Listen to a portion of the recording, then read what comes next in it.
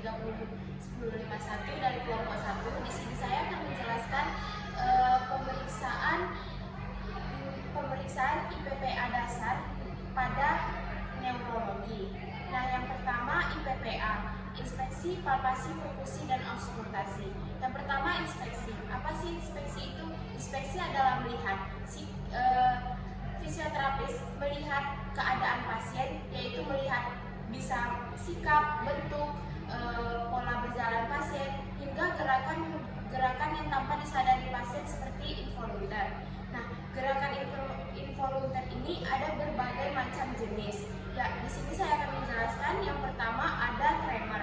Nah, tremor ini dibagi menjadi dua, yaitu tremor pada saat istirahat dan pada saat beraktivitas. Tremor ini merupakan salah satu gerakan involunter yang terjadi berulang-ulang, biasanya terdapat pada pasien Parkinson.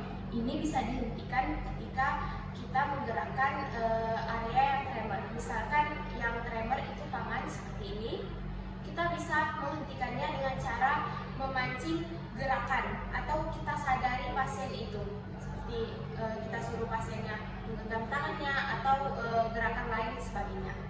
Terus yang kedua ada Korea, yaitu gerakan involunter pada ekstremitas. Nah, ini terhenti ketika pasien istirahat. Nah, gerakan tersebut seperti tangan pasien itu seperti menari.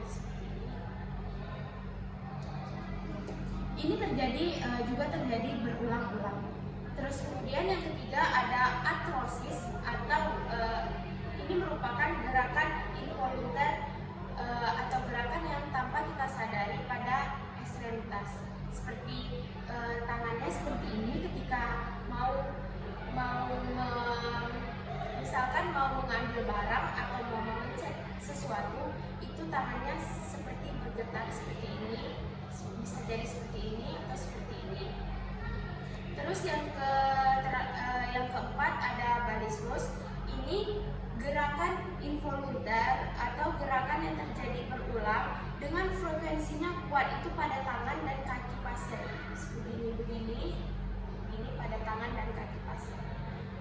Terus yang kelima itu ada fasikulasi, yaitu gerakan involunter ini merupakan kedutan otot yang kecil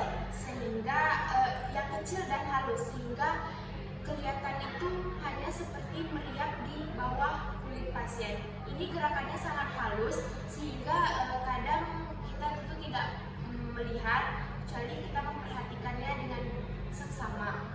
Kemudian yang terakhir ada myokoloni, yaitu gerakan involunter yang terjadi secara tiba-tiba juga. Selanjutnya di sini pada pemeriksaan neurologis biasanya tidak dilakukan perkusi dan auskultasi kecuali pasien bed rest sehingga ada terjadi penumpukan sputum.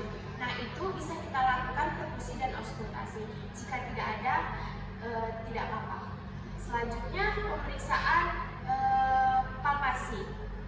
Palpasi ini kita memegang atau meraba bagian area pasien, bisa jadi tangan atau segala macamnya. Yang pertama, kita memastikan adanya nyeri. Nah, nyeri ini diukur nyeri ini ada nyeri tekan, nyeri diam, dan nyeri gerak. Nah, di sini kita mengukur di sini kita menanyakan pasien apakah ada nyeri pas pasien diam, apakah ada nyeri pas pasien bergerak, apakah ada nyeri, atau pas pasien berjalan, apakah ada nyeri. Nah, terus kita memeriksakan spasme otot, yaitu memegang area otot. Nah, jika kita memegang otot, misalnya salah satu otot pada bicep, terus kita pegang, terus pasien mengeluhkan adanya nyeri, berarti terjadi spasme otot bicep. Nah, kemudian kita mengukur besar otot. Nah, itu menggunakan midline. Misalnya ada yang bermasalah pada otot bicepnya, itu biasanya terjadi pembengkakan. Kita ukur bagian kemudian kita ukur dan membandingkan ke area yang tidak bermasalah, yang sebelah kiri, seperti itu. Kemudian ada keempat atau yang terakhir ada konsistensi otot. Nah, kita tuh mempalpasi apakah otot itu meningkat atau malah menurun. Oke, terima kasih, sekian dari saya. Assalamualaikum warahmatullahi wabarakatuh. Perkenalkan, saya Nina Sindiawati dengan NIM 2210301050. Di sini saya akan mempraktekkan bagaimana cara pemeriksaan spesifik pada pasien dengan keluhan meningitis atau radang selaput otak. Pemeriksaan di sini ada 3. Yang pertama ada Kerning test, yang kedua ada pemeriksaan kaki duduk, lalu yang ketiga ada pemeriksaan Brudzinski.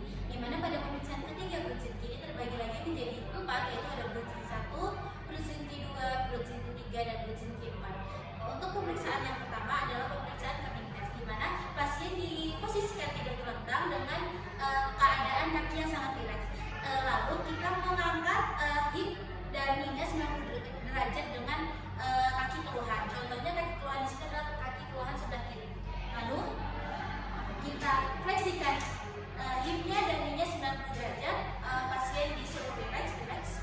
Lalu kita fleksikan ekstensikan kneenya 130 derajat. Jika pasien positif meningitis, maka pasien akan merasakan nyeri yang menjalar. Lalu adalah pemeriksaan yang kedua, adalah pemeriksaan kaki kuduk, di mana pada pemeriksaan kaki kuduk tangan fisioterapis ada di oksiput kepala pasien, yang satunya ada di dada pasien. Lalu kita fleksikan neck pasien secara pasif.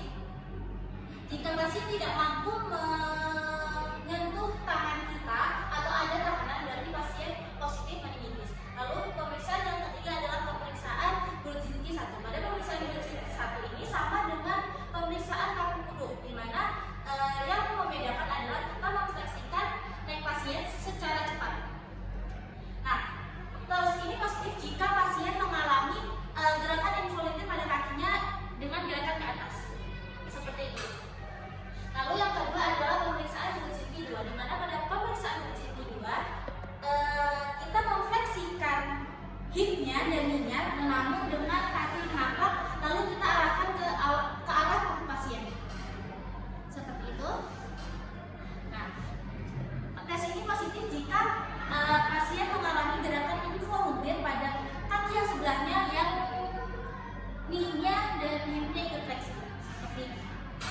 Contoh ya, nanti dia fleksikan ya.